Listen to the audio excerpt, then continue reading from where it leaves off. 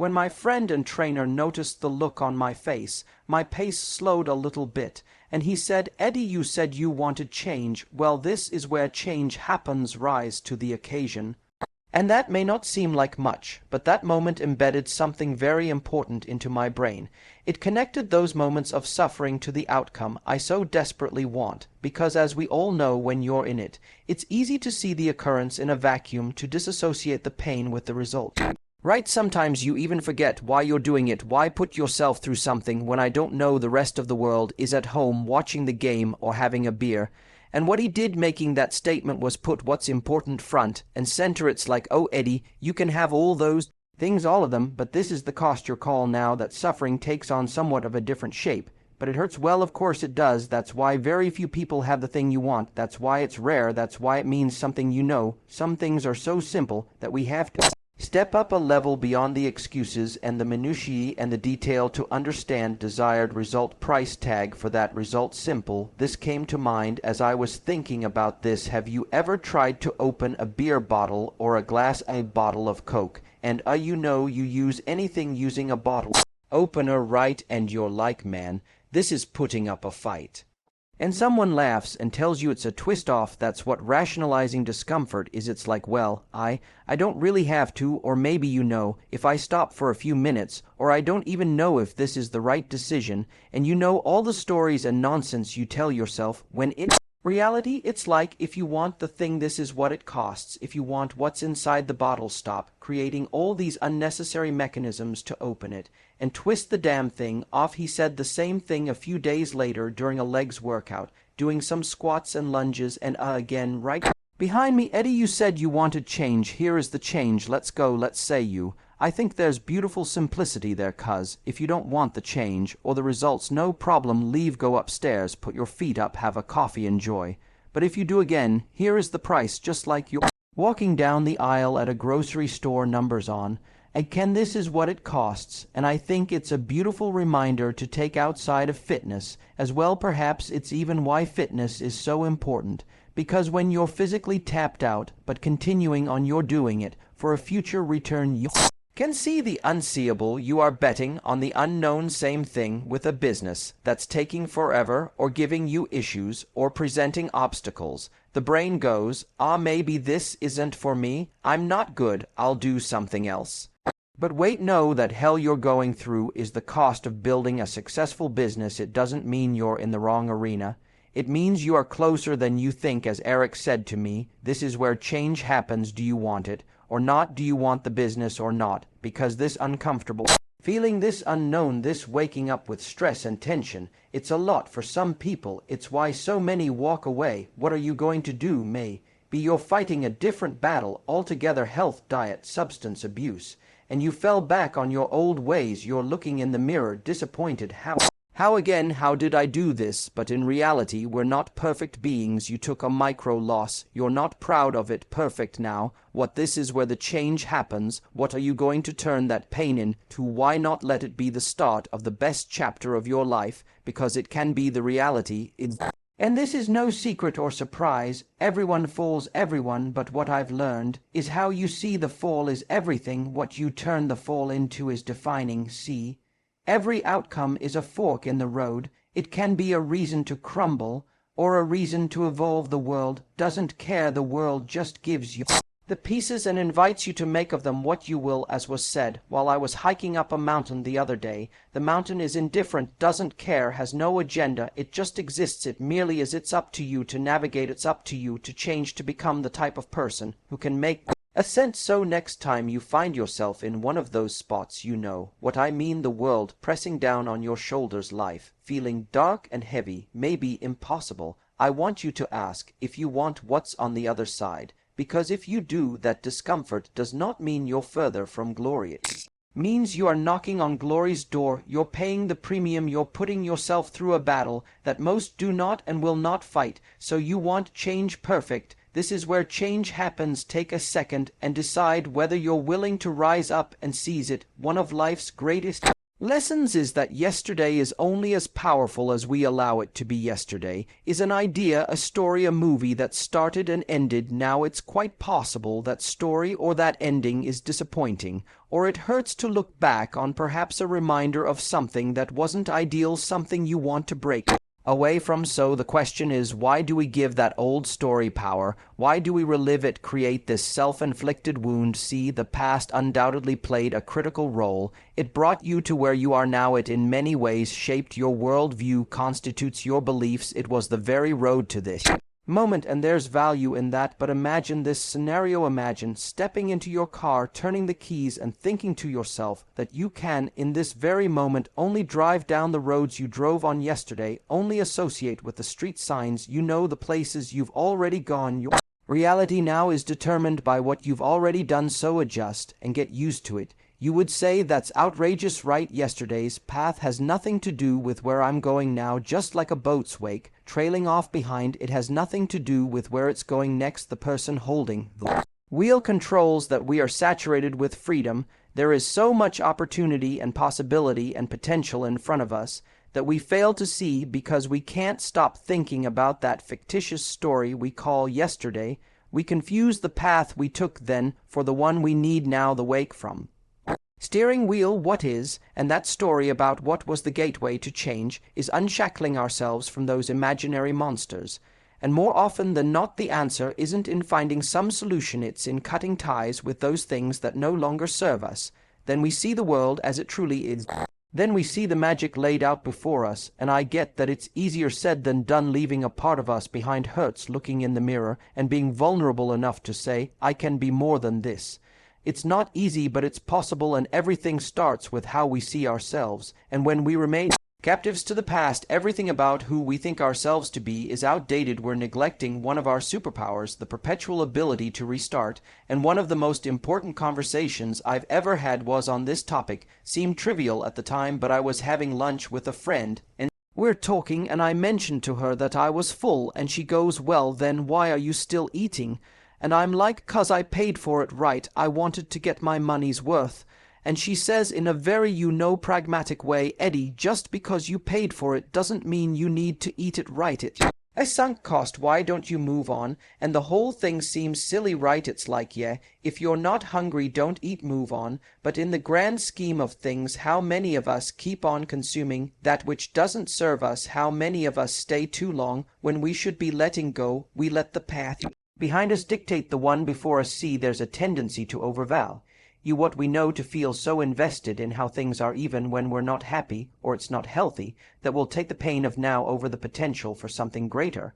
And that's precisely why the unknown is so terrifying. It's not concrete, it's a world unsettled, and man, do we hate being unsettled. But what we fail to realize is that every time we close our eyes, take a breath, and work up the courage to step into that unknown, to leave yesterday behind us, life gives us new pieces, it resets the stage, it provides new tools to build something incredible, something more ideal, more conducive to our goals, our hopes, and our dreams. And the thought is, well, but what if things become worse than they are right now? What if I move forward and I find myself more confused, more lost? What if things are more chaotic? And that may for a moment be true, but what we do is we adjust, we learn things we never knew, we see things through a lens that we never could, touch things that we never thought existed. It wasn't in staying, but in leaving, that we rediscovered who we were meant to be, that we allowed our truest selves to flourish. And worst case scenario, contrary to popular belief, it's not that the world ends, no. The worst case scenario, should you find the courage to move forward, is that you end up right back where you started, a little more confident, a little bolder, and better prepared to live this life like you never had. All that's needed is for you to convince yourself that there is more. You just need to taste the fruit, step into the sunlight. That's the difference between reality and the story in your head. Reality is that this world has for you everything you need to change, to grow, explore, build a life that means something. It has the support structures and the resources for you to pull yourself back up every time you fall, to say, okay, that hurt, but now let's try a different angle. There is undoubtedly what you need, and the question is never whether the X on that treasure map exists. Trust me, the question is whether you can pause that story in your head, the tales of a dark, mean, and scary world trying to hold you down. Pause the idea that you're nothing more than the you of yesterday. You're nothing more than how people knew you to be. Pause the idea that you're nothing without that job title or that relationship. Pause the idea that you need him or her or them in your life. Every day you wake up, you are a blank canvas. Who cares about yesterday? What do you want to paint now when you walk out your front door? Where do you want to go now? Step outside that circle of familiarity. See how artificial and in some cases ridiculous these boundaries are that we place around ourselves. Life is an invitation, not a set of requirements, and when you free yourself of that, not only will you feel like someone new, not only will you experience life as it was meant to be experienced, but you'll see that this world will conform to your new definition. This world wants to support you, it wants to lift you up, and it may be challenging and strenuous, it may force you to work harder and be braver than you've ever been, but it is at the end of the day your you just have to see your future self before it materializes when no one else gets it. So move on from all that does not serve you. Break away from the old rules, regulations, and guidelines. Maybe you exhausted time and energy into creating this reality.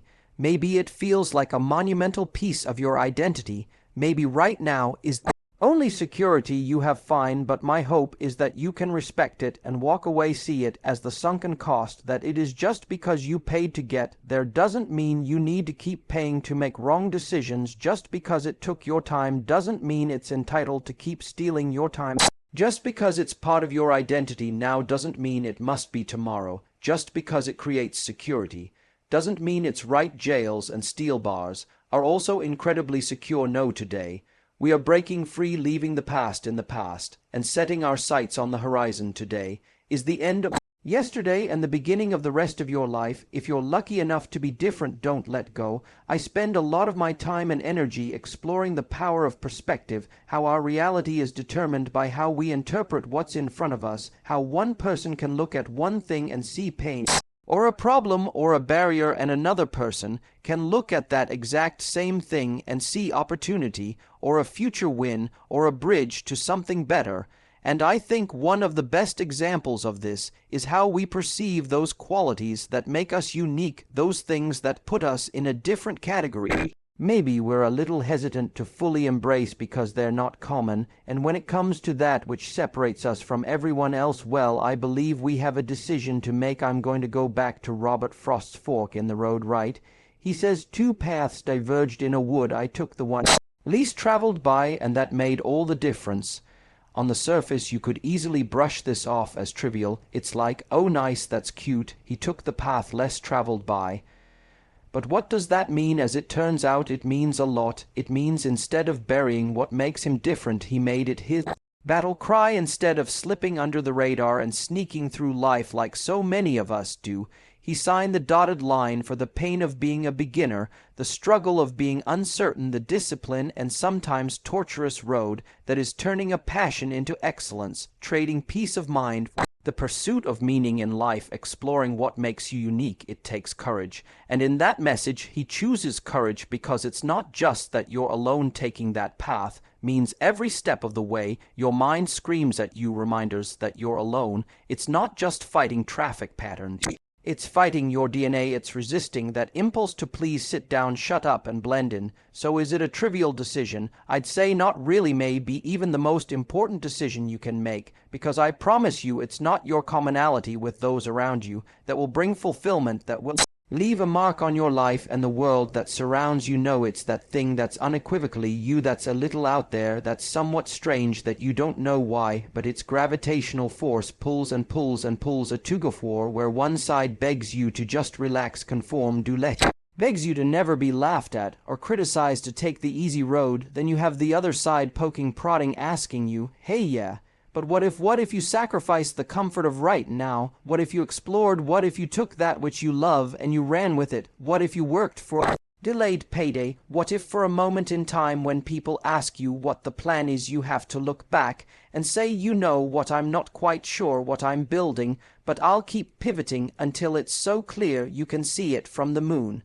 Those are the paths that pull us apart, and every time I've lost my way it's because I've doubted my unique path, and I mean that every time it's when I become impatient with the journey or look around and see someone else winning in a different arena using different methods, different strategies, see the latest trends and success formulas. Hey man, I want part of that, right? I'm human, I want to win, I want to succeed, but just like a little opening is enough to let in the outside water that sinks the boat, well, a little bit of doubt is enough to derail your process, the process that you have to believe in, protect, nurture, a process that I've come to separate into two pieces.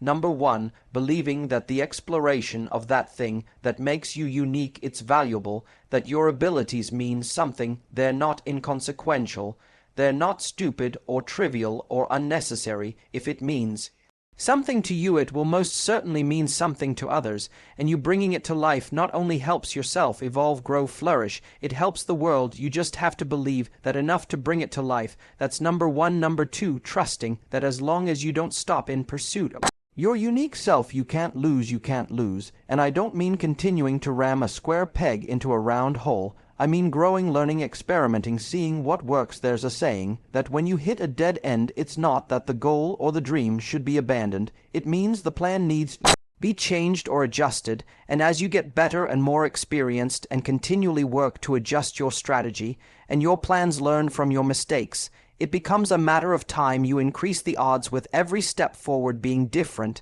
is the most precious thing afforded to you, but to realize that miracle requires a combination of both the mythical and the practical, the imaginary and the real. Dream that dream, visualize that growth, create a world out of those ideas that don't exist yet, but also understand that the conversion process from dream to reality is a practical one. It required repetition, learning, losing, adjusting, and people don't like that. It's much easier to blend in than spend years pushing through the agony of setting yourself apart.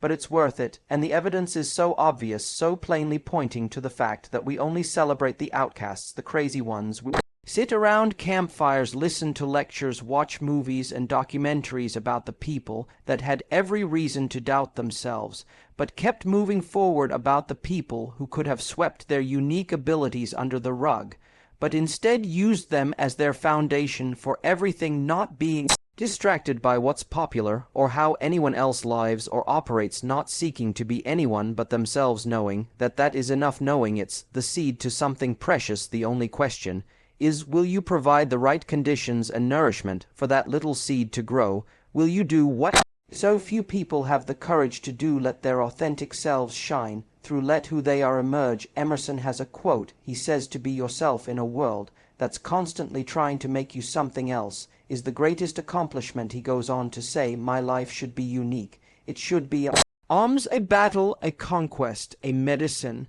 And see, perpetual happiness is a fool's errand. No life is full of trials and tribulations and ups and downs.